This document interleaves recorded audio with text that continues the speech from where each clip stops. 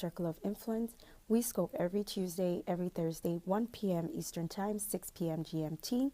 My name is Lola, and I am a confidence and entrepreneur coach. I help women boost their confidence, and I help entrepreneurs turn their ideas into money-making products.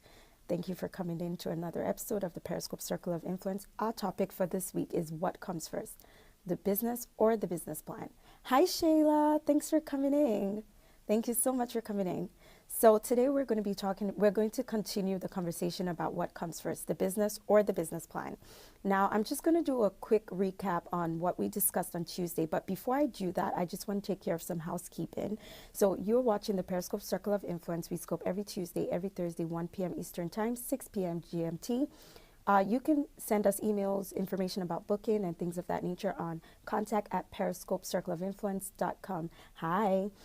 You can also find us on our website. That's www.periscopecircleofinfluence.com. And you can find us on our Facebook group at bit.ly/Periscope Circle of Influence. So on Tuesday, we shared our 3 nominees for the featured scoper, and today we're announcing the winner. Her name is Tamorah, and we're going to put in some information about her on our website, so do check it out, www.periscopecircleofinfluence.com. So I'm going to do a quick recap of what we discussed on Tuesday. On Tuesday, I did mention that before I got into entrepreneurship, I had a plan, but I didn't have a formal business plan. And I kind of explained why I thought, that worked out for me. The first reason why I thought that worked out for me was that, even though I fully believe that you should have a plan of some sort, a lot of times when you're creating a business plan, there's a lot of things that go into it that a lot of people don't understand, right? So what I found is that a lot of people end up going online looking for some information pertaining to their industry and just dumping it on paper. A lot of it is usually fluff because they believe that that business plan has to be extra long and extra detailed. But when you really ask them questions about that business plan, they're not able to really explain it to you because they don't understand it.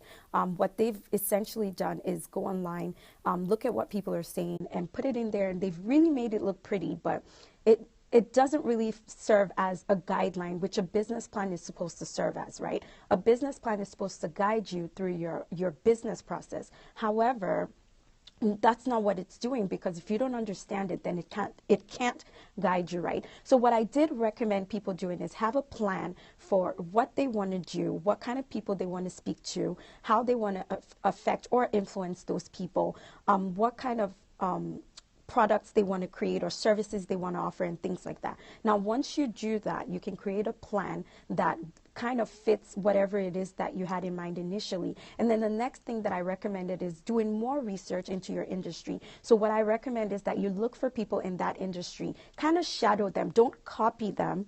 I emphasize the fact that I don't want you to copy them, but I want you to do is shadow them, kind of study what's working, what's not, and see how it fits into your personality, your business model, your business plans, and the ideology or the projections that you have for your business. Now, I did mention that once you start the business, you will have to tweak that plan, because once more understanding comes in, you'll realize that certain things may not necessarily work for your business model. It may not necessarily work for your individual contribution to your business plan. And that way you can tweak it to fit whatever it is that you want to do.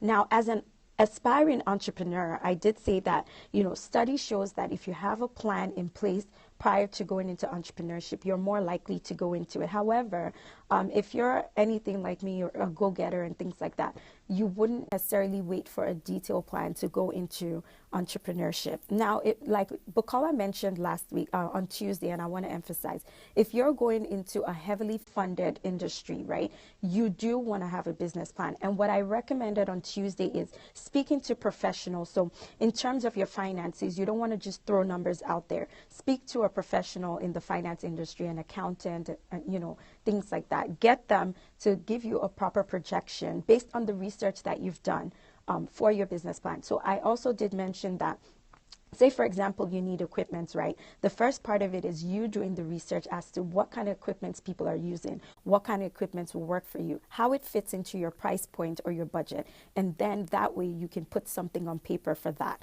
So if you need funding, right, And this goes back to the, the big business model, the big corporation model, looking for loans and things like that. If you need funding or grants and things like that, you absolutely need a business plan. So I don't want anyone to get mixed up with what we're saying here. I'm not saying that you shouldn't have a business plan, but I'm saying if you're an entrepreneur, the better option would probably be to go into the business and then expand on your plan based on what you're seeing that is working or not working, and some of the knowledge that you're acquiring along the process. Now, something else that I did say also is that you should test the idea, right? Because you don't want to end up creating this long document, very detailed document of a business model that is not going to see the light of day, right? So you want to make sure that whatever business idea you have, you're running it by people. You're already building an interest in potential clients. And then that way, based on even the feedback you're getting from them, you will be able to put a proper document together.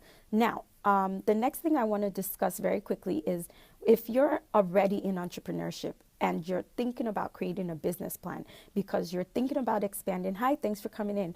You're thinking about expanding or you're looking to start a big project, then you really want to create a business plan that would be profitable or productive for the project or the expansion plan that you have in place, right? Now, some of the things that I did mention here in my notes, and I'm going to run by us very quickly, is, for example, if you need a new space, right, a new business space, maybe you're a brick and mortar and you want to get a bigger space, then you need a business plan. If you're hiring new people, you need a business plan because there has to be some sort of guideline to create consistency across the platform. So if you're hiring new people, you want to make sure that you create some sort of a business plan that you can refer to. If you're getting new equipment, you're investing in new products, new assets, and things like that for your business, then you want to create a business plan because remember, business plans also have a budget part of it. That's where the budget part will come in when you're purchasing new equipment, new tools, and assets and things like that that will help your business function better. Now, another question that I want you to ask yourself is, what is your growth objective? So how do you want to achieve whatever it is that you have in mind for your business growth, right? So say, for example, you say by the end of 2017, I want to have 4 new staffs under me and things like that, right? How do you plan on going about that? Where do you want to look out for your team? What do you want them to do? Have you created roles, descriptions of what these people are going to do, right? These are also things that should be included in your business plan. How do you plan on going about it? If you haven't started a business already, are you going to be a sole proprietor? Bukola mentioned the legal structure of your business. Have you considered it? Do you know if you're going to go into a partnership? Do you know if it's going to be a limited liability company? Do you know if it's going to be a full-on corporation? If that is the case, then how do you go about putting the documentation together? How do you go about registering the business properly? How do you go about even naming the business, right? These are all things that go into a business plan.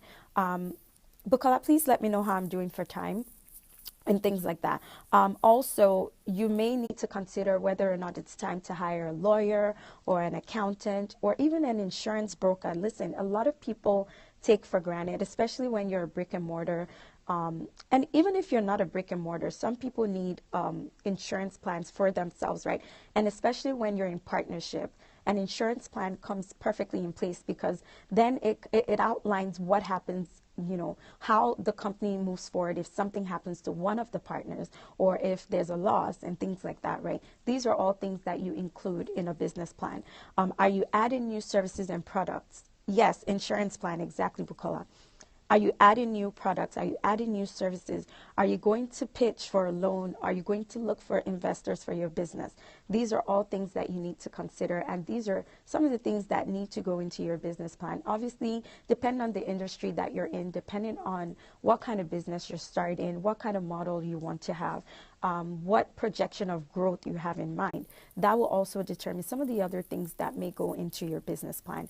So I want to thank you guys again so much for joining us. And I do want to congratulate Tamorah once again for being the featured scoper of the week. We will have her information on our website. That's www.periscopecircleofinfluence.com, where you'll get to see all the information about her and how you can reach her.